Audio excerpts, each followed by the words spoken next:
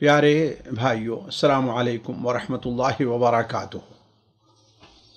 یہ سردی کا موسم ہے، جیسا کہ آپ تمام لوگوں کے لباس، بیٹھنے کے طریقے، بیٹھنے کی جگہ، ان تمام چیزوں سے واضح ہے۔ اس سلسلے میں مجھے ایک سچا واقعہ یاد آیا جو بہت پہلے پیش آیا تھا، اور اسی کے ساتھ ساتھ ایک چھوٹا سا واقعہ اور یاد آیا جو بالکل ماضی قریب میں پیش آیا۔ تو اسی مناسبت سے میں آپ کے سامنے اس واقعے کا ذکر کرنا چاہتا ہوں۔ امام ابو نعیم الاصفہانی رحمہ اللہ اپنی کتاب حلیۃ الاولیاء میں صحیح سند سے نقل کرتے ہیں ایک تابعی کے بارے میں جن کا نام صفوان ابن سلیم رحمہ اللہ ہے۔ یہ اپنے وقت کے بہت بڑے امام تھے، حدیث کے کتابوں کے مؤلفین جو ہیں انہوں نے ان کی حدیثوں کو اپنی کتاب میں جگہ دی ہے۔ صحیح بخاری اور صحیح مسلم کے روات میں سے بھی ہیں۔ ان کے بارے میں ان کے ایک خاص شاگرد جو بہت بڑے امام تھے، ظاہر بات ہے امام کا شاگرد امام ہی ہوگا، اور وہ ان سے بھی زیادہ مشہور ہیں علماء کے نزدیک، وہ سفیان ابن عیینہ رحمہ اللہ ہے۔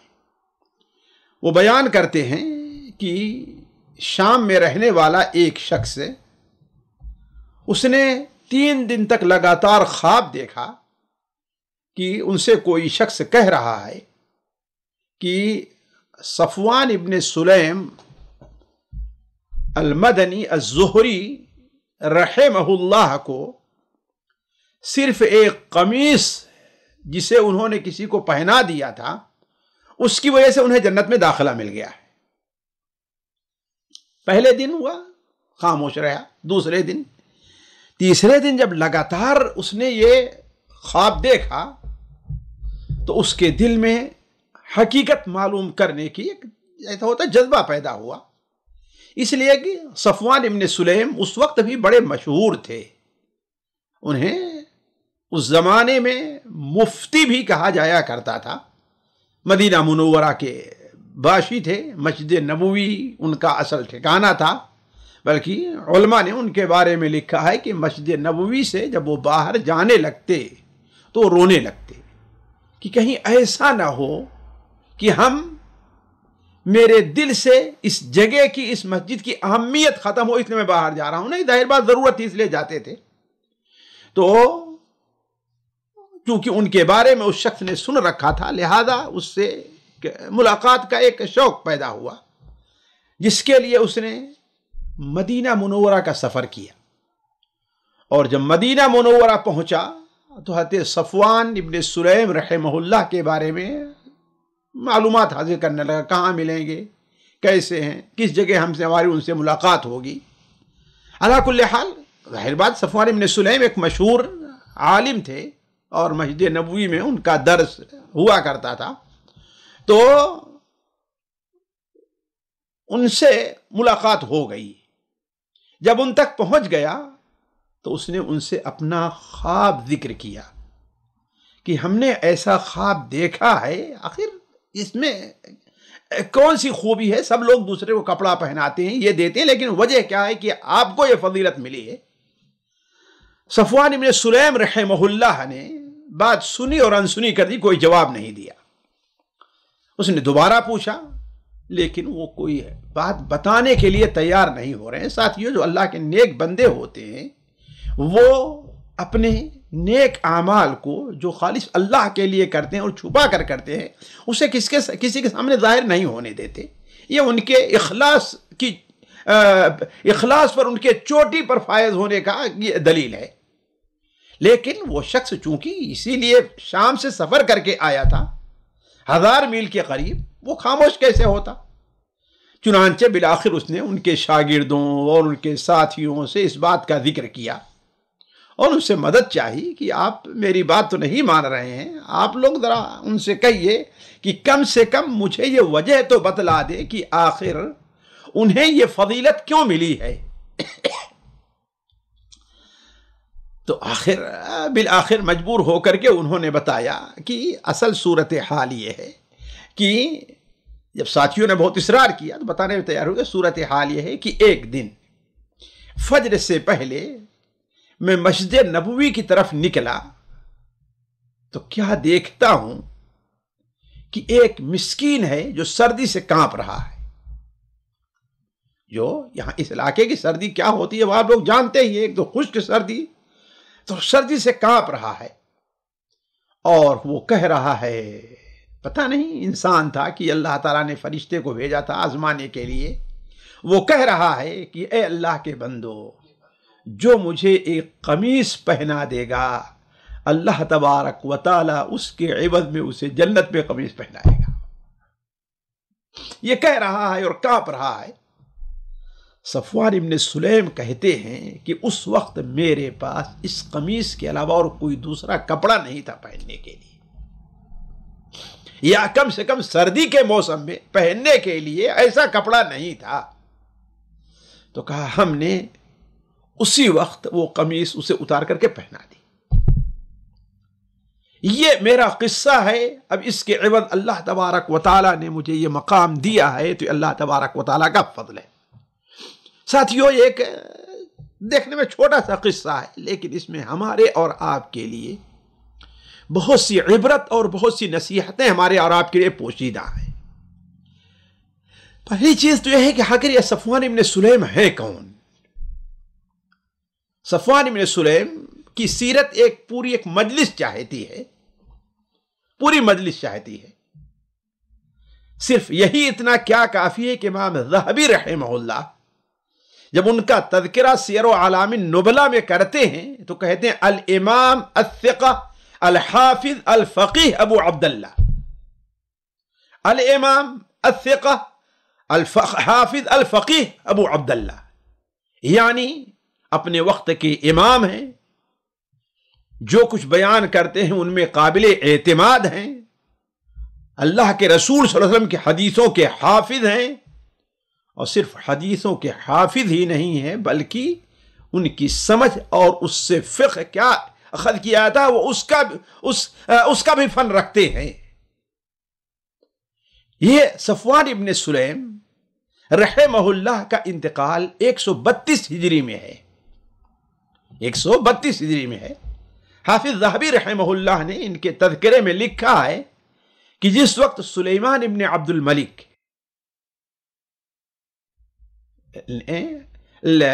حج کیا اور مسجد نبوی آیا تو اس نے دیکھا کہ ایک شخص تمام لوگوں سے کنارے ہو کر، ظاہر بات بادشاہ مسجد میں داخل ہوتا ہے، اس وقت شاید مدینہ منورہ کے گورنر عمر ابن عبدالعزیز رحمہ اللہ تھے، ان کے ساتھ مسجد نبوی میں داخل ہوتا ہے تو کیا دیکھتا ہے کہ ایک شخص کنارے بڑے خشوع اور خضوع کے ساتھ اللہ تعالیٰ کی یاد میں، نماز میں مشغول ہے۔ حضرت عمر ابن عبدالعزیز سے سلیمان ابن عبد الملک جو حاکم تھا وہ پوچھتا ہے کہ یہ کون شخص ہے؟ کہا کہ یہ مدینہ منورہ کے عالم اور فقیہ اور مفتی یہ صفوان ابن سلیم رحمہ اللہ ہے۔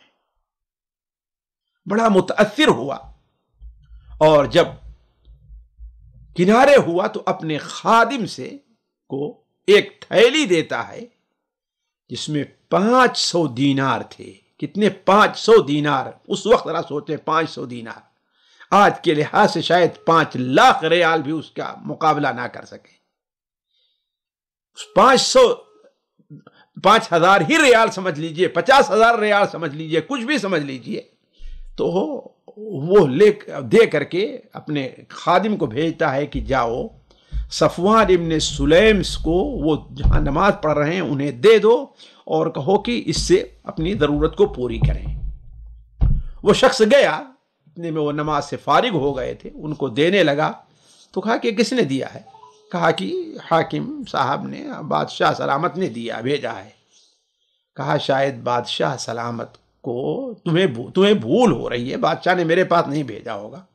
کہا کیا آپ ہی صفوان ابن سلیم نہیں ہیں؟ کہا کہ ہاں وہ تو میں ہی ہوں، صفوان ابن سلیم۔ کہا تو آپ ہی کا نام تو لیا ہے. کہا مجھ سے ڈر ہے کہ میرا بادشاہ سے ایسا لین دین کا تعلق نہیں، نہ میری کوئی ملاقات ہے، شاید بادشاہ کو بھول ہو رہی ہے، جاؤ ذرا دوبارہ پوچھ کر کے آؤ تو صحیح مجھے ہی دیا ہے کسی اور کو دیا ہے. ذرا یہ زہد دیکھیے. وہ شخص کیا کرتا، دوبارہ آیا اور جہاں بادشاہ موجود تھا اس سے پوچھنے کے لیے. بادشاہ نے کہا کہ ہاں وہی صفوان ابن سلیم جو وہاں تھے انہی کو دیا ہے ہم نے. وہ شخص دوبارہ آتا ہے تو مؤرخین لکھتے ہیں کہ صفوان ابن سلیم وہاں پر موجود نہیں ہے. تلاش کیا مسجد میں، ادھر ادھر تلاش کیا، بلکہ پورے مدینہ میں تلاش کیا، وہ کہیں جا کر کے چھپ گئے ہیں، مجھے بادشاہ کے اس پیسے کی ضرورت نہیں. یہ ہے صفوان ابن سلیم رحمہ اللہ. اب ہم نے اس لیے بیان کیا ہے کہ اگر اس قسم کے کسی شخص سے اس قسم کا واقعہ پیش آئے تو یہ کوئی باعث تعجب نہیں ہے کہ اللہ تبارک و تعالیٰ اسے اس کرامت سے نوازے کہ دنیا ہی میں ان کے لیے جنتی خوشخبری مل جائے. ساتھیوں، میں یہ واقعہ پڑھ رہا تھا، بلکہ اس سے پہلے بہت پہلے پڑھا تھا. سب سے پہلے اس واقعے کو ہم نے امام ابن رجب رحمہ اللہ کی کتاب لطائف المعارف کے اندر ہم نے پڑھا تھا، جہاں پر انہوں نے سردی کا ذکر کیا ہے. تو مجھے یاد آیا اور عبرت کے لیے وہ بیان کر دے رہا ہوں کہ یہ چیز اسی زمانے سے خاص نہیں ہے، یہ ہمارے آپ کے فلاں فلاں کے ساتھ بھی یہ معاملہ ہو سکتا ہے، لیکن صرف فرق ضرورت یہ ہے کہ ہم اور آپ اپنی نیت کو خاص کرنے کی کوشش کریں. یہ بغل میں آپ کے جو زلفی شہر ہے، ایک بڑے ہی معتبر شخص نے مجھ سے بیان کیا، اور وہاں کے زلفی کے ایک مشہور شیخ ہیں، ان کے حوالے سے بیان کیا کہ مسجد میں نماز کے بعد وہ ایک تقریر کر رہے تھے.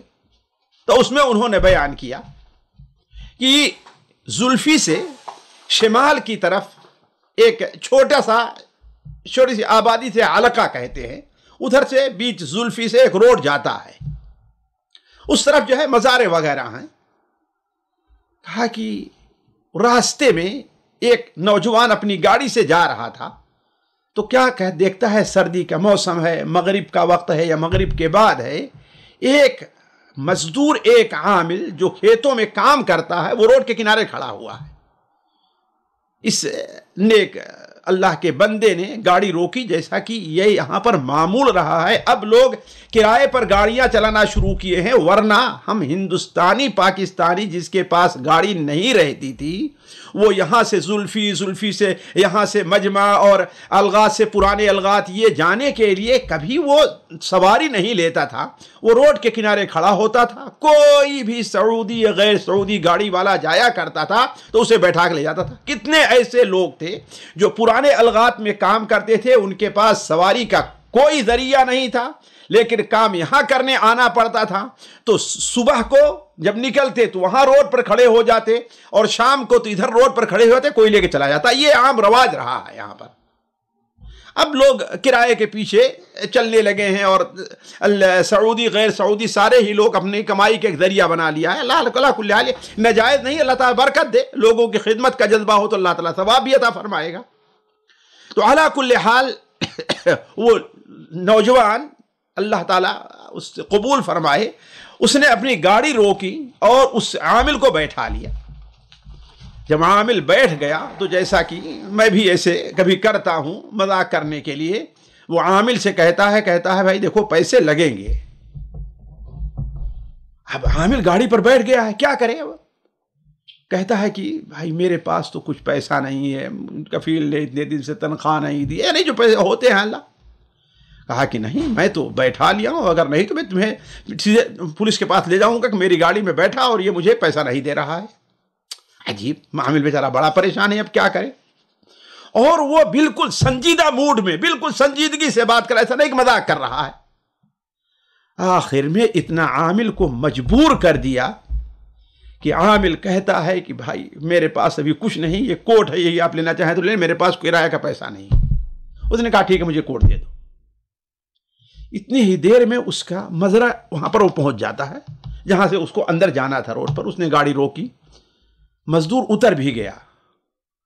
ذرا سوچیے اس کے اوپر کیا گزر رہی ہوگی. شاید وہی ایک کوٹ اس مزدور کے پاس اور کچھ نہیں.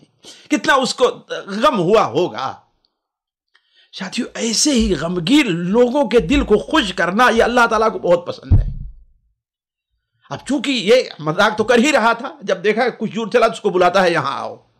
ابھی بیچارہ واپس تو آ رہا ہے لیکن سوچ رہا ہو پتہ نہیں اب کیا کرے گا میرے ساتھ, یہ تو میری کوٹ بھی لے لیا, اب کیا کرے گا میرے ساتھ. تو اس سے بلایا اور کہا کہ لو اپنی کوٹ لو.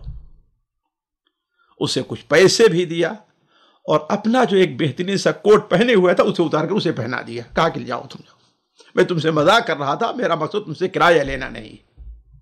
علا کل حال وہ گیا اور لیبر اپنے جگہ پر گیا اور یہ اپنا کام کر کے واپس آیا, رات کو سو گیا, کچھ نہیں. دوسرے دن صبح کو اس کی ایک بہن بریدہ میں رہتی ہے, وہ ٹیلی فون اس کو کرتی ہے کہ اس سویت البارحہ, رات کو تم نے کیا کیا ہے؟ کہا کچھ تو نہیں. کہا کہ نہیں, کوئی تم نے اچھا نیک کام کیا ہے اپنی والدہ کے نام سے, کس کے کچھ؟ کہا کہ نہیں. تو کہا کہ نہیں, تمہاری والدہ خواب میں دیکھا وہ بڑی خوش دکھائی دے رہی تھی اور تمہاری طرف اشارہ کر کے خوش ہو رہی تھی, جس کا مطلب تم نے ان کے لیے کوئی دعا کی ہے, صدقہ کیا ہے, کچھ ضرور کیا ہے تم نے ان کے لیے. تو اس بھائی نے بتلا دیا کہ کچھ نہیں, بس رات میں ایسے ہی شام کو میں جا رہا تھا, ایک مزدور ہوا اس کے سامنے یہ کر دیا ہے. کہا کہ ہاں یہی وجہ ہے جس کی وجہ سے تمہیں اللہ تبارک و تعالی, تمہاری والدہ آج کل بہت خوش دکھائی دے رہی تھی. تو اس سے ساتھیوں معلوم کیا ہوا, ہمیں جو تیسرا فائدہ مل رہا ہے وہ یہی کہ اللہ کی رضا کے لیے جو صدقہ کیا جاتا ہے وہ بڑی اہمیت اور بڑی فضیلت کا حامل ہے. وما تنفقوا من خیر فلانفسکم وما تنفقون الا ابتغاء وجه الله وما تنفقوا من خیر یوفى الیکم وانتم لا تظلمون. جو بھی تم خرچ کرو گے اس کا فائدہ تمہیں ملے گا, اور آگے وما تنفقوا من خیر یوفى الیکم, اس کا بدلہ تمہیں پورا کا پورا دنیا میں ملنے والا, آخرت میں ملنے والا ہے. اس دنیا کے اندر بھی مصائب کے, پریشانیوں کے ٹالنے کا جتنا بڑا ذریعہ صدقہ ہے, شاید ہی کوئی اور چیز ہو, شاید دعا اس کا مقابلہ کر سکے بس. اسی لیے ہمارے نبی صلی اللہ علیہ وسلم نے فرمایا داؤ مرضاکم بالصدقہ, اپنے بیماروں کا علاج صدقہ کر کے کرو. یعنی گویا صدقہ بڑی اہم چیز ہے. اور خاص ساتھیوں یہ اس سردی کے موسم میں آج کتنے لوگ ہیں, آپ میں سے شاید سننے والا کوئی ایسا نہیں ہوگا جس کو چننا پڑتا ہوگا کہ آج کون سا کپڑا پہنے, یہ جمعہ کا دن ہے کون سا ہم کپڑا پہنے. سردی کے لیے 2-3 ایسے اس کا انتظام ضرور ہوگا, لیکن اس کے پڑوس میں, اس کے شہر میں, اس کے جاننے والوں میں, اس کے رشتہ داروں میں کتنے ایسے غریب, مسکین, بیوہ, یتیم عورتیں اور بچے ہیں جن کے لیے سردی سے بچنے کا کوئی سہارا نہیں ہے, کوئی سہارا نہیں ہے ان کے. کیا ہمارے اور آپ کے مال میں ان کا حصہ نہیں ہے؟ کم سے کم اپنے والد اور والدہ جنہوں نے اپنی ساری کی ساری کمائی کہہ لیجئے, محنت کر لیجئے, کوشش کر لیجئے, جذبات کہہ لیجئے, دعائیں کر لیجئے, ہمارے اوپر صرف کر دیے. رات میں خود تکلیف میں رہے ہیں لیکن ہمیں تکلیف میں نہیں ہونے دیے. اپنے لیے کپڑا نہیں بنایا ہوگا لیکن ہمارے لیے کپڑے کا انتظام کیا ہوگا. تو کیا اس سردی کے موسم میں ہم ان کے لیے کچھ نہیں کر سکتے؟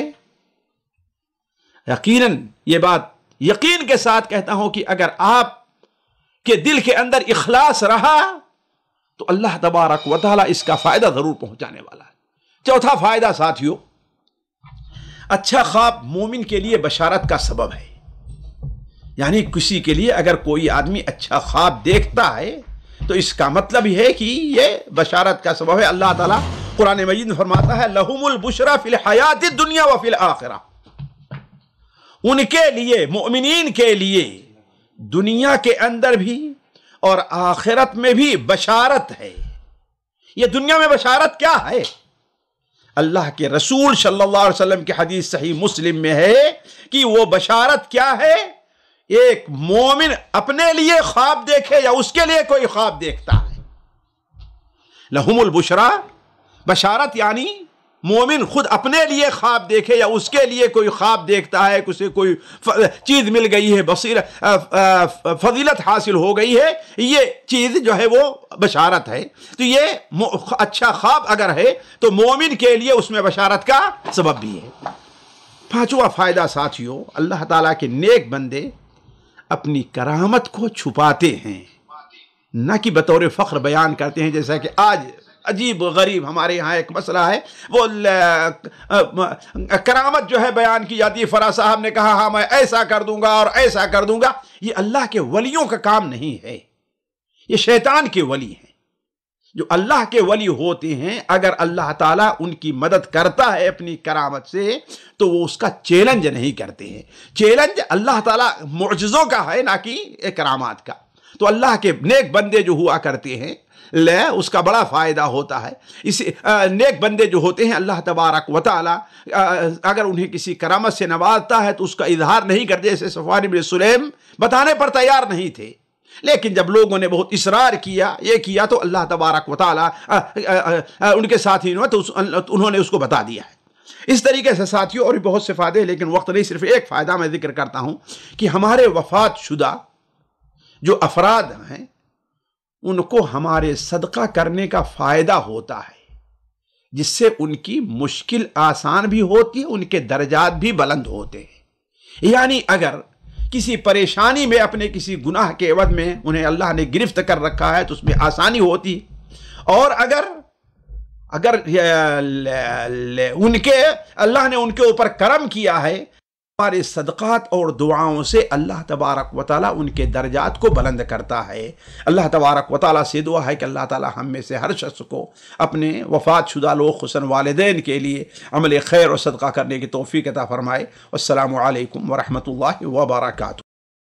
سامعین کرام، ہمارے علمی اور عوامی دروس اور سوال و جواب کی مجلسوں سے آپ خود بھی مستفید ہوں اور اپنے دوست و احباب کے ساتھ بھی شیئر کریں۔ عین ممکن ہے کہ آپ کے شیئر سے کسی کی اصلاح اور آپ کے لیے صدقہ جاریہ بن جائے۔